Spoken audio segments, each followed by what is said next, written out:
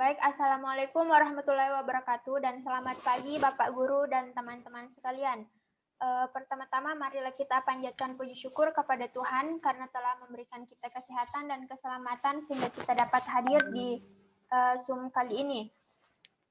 Pada pertemuan ini kami akan membahas topik yaitu ragam bahasa ilmiah.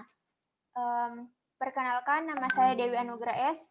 akan bertugas sebagai moderator pada hari ini. Saya akan membimbing jalannya diskusi kali ini.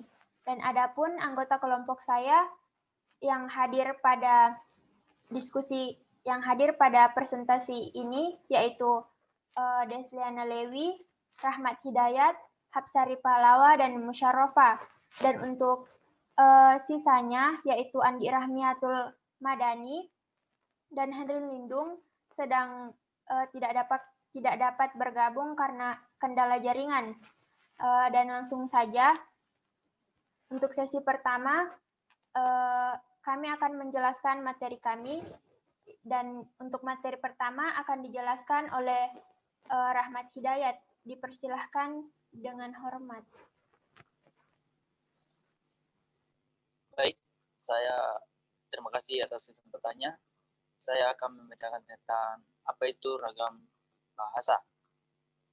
Variasi bahasa yang pemakaiannya berbeda-beda menurut topik yang dibicarakan, menurut hubungan pembicara, kawan bicara, dan orang yang dibicarakan, serta media pembicaraan.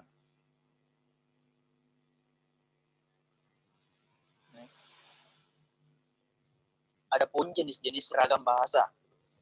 Berdasarkan media pembicaraan, ragam bahasa dibedakan atas pertama, ragam lisan, kedua, ragam tulis, ketiga, ragam baku, dan keempat, ragam fungsional. Adapun ragam bahasa lisan. Ragam bahasa lisan menghendaki adanya pola kedua di dalam ragam lisan unsur-unsur fungsi gramatikal seperti subjek, predikat, dan objek tidak selalu dinyatakan.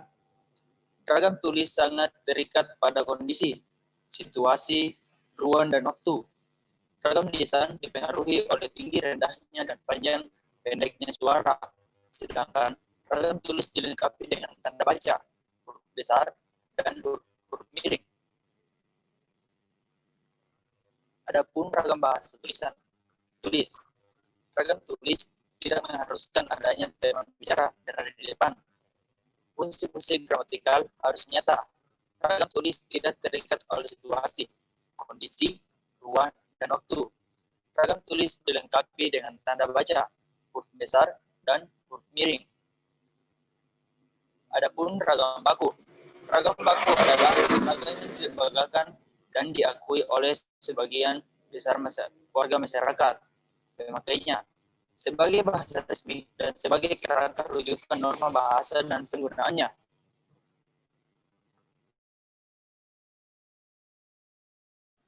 Terima kasih atas pemaparannya.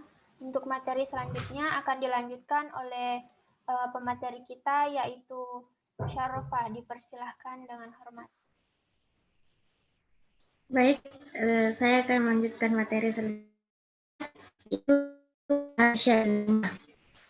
Ragam bahasa yang berfungsi sebagai alat untuk menyampaikan informasi ilmiah.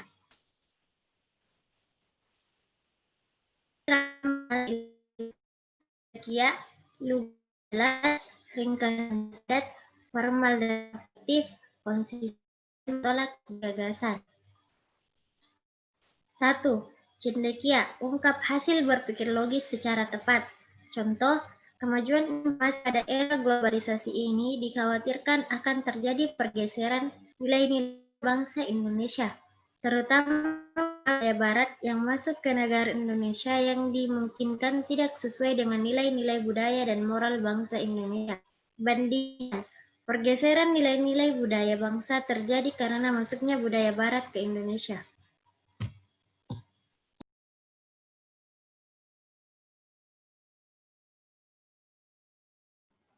Terima kasih. Dan untuk materi selanjutnya akan dibacakan oleh Hapsari Pahlawa. Dipersilakan dengan hormat. Baik, saya akan melanjutkan materi selanjutnya. Kedua, lugas dan logis, bermakna harafiah, sesuai logika akal sehat. Contoh, kalau pada zaman Sunan Kalijaga, dalam kesenian wayang termasuk ceritanya digunakan sebagai media penyebaran agama, maka di masa sekarang lebih tepat apabila penanaman budi pekerti dalam cerita wayang melalui pengajaran apresiasi. Bandingkan, pada zaman Sunan Kalijaga, kesenian wayang termasuk ceritanya digunakan sebagai media penyebaran agama. Sekarang, kesenian wayang digunakan sebagai media penanaman budi pekerti melalui apresiasi.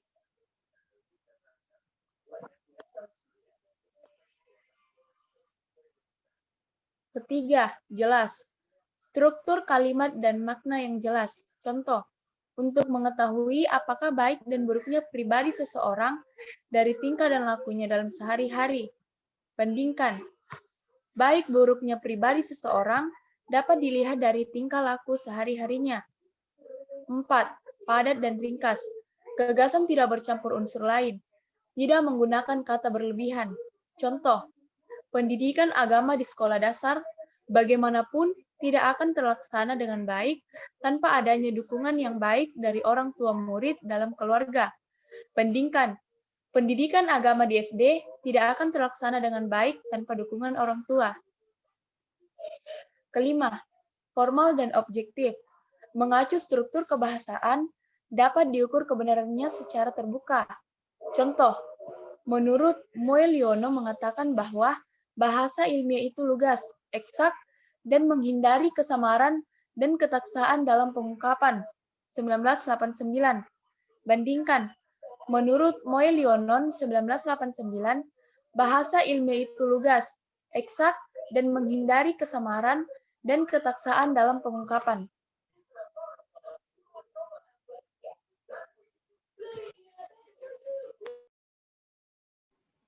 Terima kasih atas pemaparannya.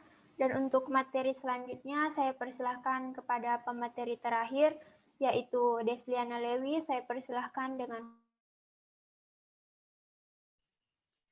Oke, terima kasih atas kesempatannya. Yang keenam, gagasan sebagai pangkal tolak. Berorientasi pada gagasan, bukan penulisan. Saya, kami, kita. Contoh, kita semua tahu bahwa pendidikan itu di lingkungan keluarga sangat penting dalam menanamkan moral Pancasila.